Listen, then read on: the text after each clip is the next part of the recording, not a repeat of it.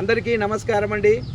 మా సాయి భావన YouTube channel ద్వారా మా శివాలయం దగ్గర ఉన్న కొన్ని సమస్యలను మీకు వివరించాలనే ఉద్దేశంతో వీడియో తీయడం జరుగుతుంది.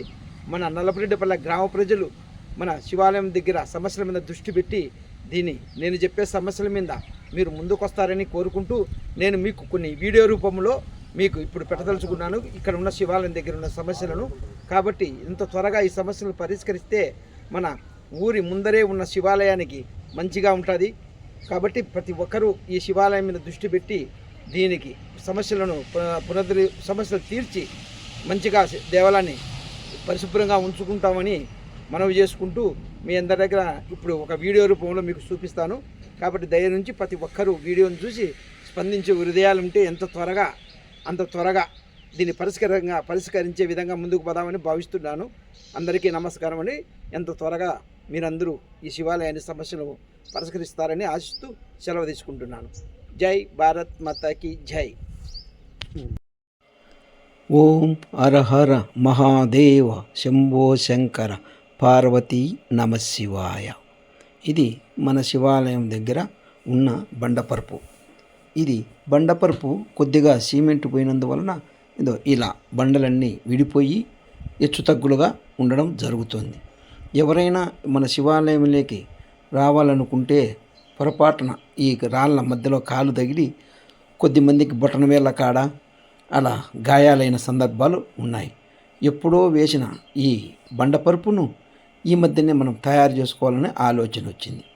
అలాగే ఇక్కడ ఒక నీటి ట్యాంకి కోసం కట్టిన ఈ దిమ్మె ఇలా శీలకలు ఏర్పడి దిమ్మె అంతా కృంగిపోతూ ఉంది. అలాగే ఈ దిమ్మె పైన ఉన్న ఈ ట్యాంకరు ఎవరో దాత అప్పుడు మనకు ఈ శివాలయానికి ఇవ్వడం జరిగింది. అది ఈ మధ్యన ఇక్కడ చూడండి, ఈ ప్రదేశంలో ఈ ట్యాంకరు చీలిపోయి నీళ్ళంతా వృధాగా ఈ ట్యాంకరు ఈ పడిన రంధ్రం గుండా బయటకు వెళ్ళిపోతూ ఉపయోగకరంగా లేదు. ఇలా దిమ్మెంతా కృంగిపోయి ఈ విధంగా దిమ్మె పైన ఉన్న ట్యాంకర్ కూడా చెడిపోవడం జరిగింది.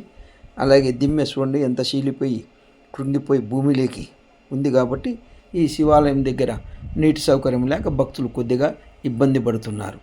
కాబట్టి ఎవరైనా సరే దీనికి దిమ్మె గట్టించి ముందుకొచ్చి ఒక 2 కొలాయిలు పెట్టి ఇక్కడ ఎవరైనా భక్తాదులు వచ్చినప్పుడు ఇక్కడ భక్తాదులంతా ఇక్కడ వచ్చిన వారు వేసిన ఈ విస్తరాకులు అయితేనేమి, ఈ టిఫిన్ తినేవాళ్ళు ప్లాస్టిక్ కవర్లు అయితేనేమి, అరటికాయ కూలీలు వచ్చి ఇక్కడ టిఫిన్ తిని నీళ్లు తాగి ఇక్కడనే ఆ ప్లాస్టిక్ కవర్లను వేసిపోతా దేవాలయం ముందర అపరిశుభ్రంగా ఉంది.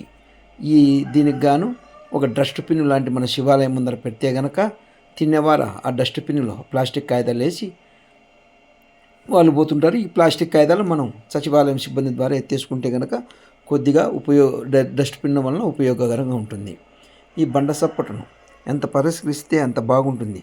అలాగే ఈ బయట కనుక ఒక బాత్రూము, ఒక లెట్రిను ఇప్పుడు పంచలింగాల కోనకాడ కట్టినట్టు కట్టి కొలాయి ద్వారా ట్యాంకర్ పెట్టినా సరే, నీటి తొట్టి కట్టినా సరే 2 కొలాయిలు పెడితే కనుక ఈ రేపు కాళ్ళు కడుక్కునేదానికి భక్తాదులకు సౌకర్యంగా ఉంటుంది.